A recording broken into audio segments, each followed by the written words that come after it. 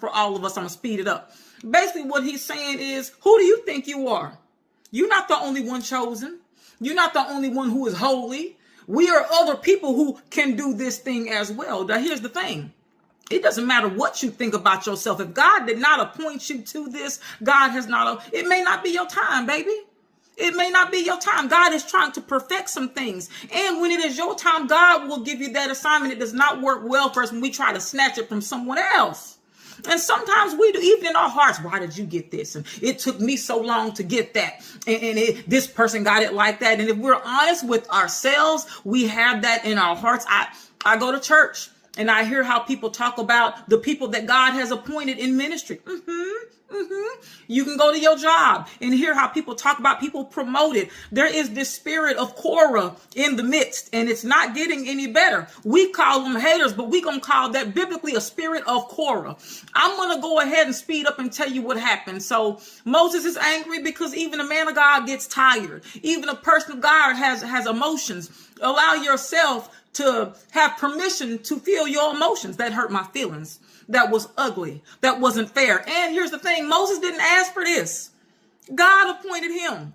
Has anyone ever been upset with you for something you didn't even ask for?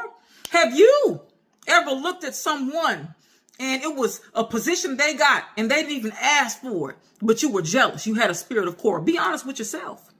Be honest with yourself so that we can get that purged out with the grace of God. I'm going to fast forward real quick, sake of time. So at the end of it all, and I want you to read number 16 for yourself. At the end of it all, what happens is, see, because God doesn't play about his people. And let me say this too. Just because God appoints someone does not mean that they are perfect in your eyes. It doesn't mean that they're perfect in God's eyes. That just means that that is who God has appointed. And if God has appointed them for that said thing, that said time, and we don't know for what purpose, stay out of heavenly business. You remember your parents used to tell you, stay out of grown folks' business. Sometimes we are operating where we are in the heavenly business and we have no business there. This is God's doing. Wait your turn or wait to, because what God has for you is perfect. So let's look. We're still in number 16. When it all comes down, they conspiring against Moses. They are once again turning the Israelites against him. It says, and this is real gangster, and remember, God does not change. God isn't this. Y'all got to stop this. That's the Old Testament God. No, God is God. God does not change. His character is the same, and he does not play about his business or his people. So it says, now it came to pass, I'm in verse 31. Now it came to pass, as he finished speaking all these words, the ground split apart under them. And the earth opened its mouth and swallowed them up with their households and all the men with Korah with all their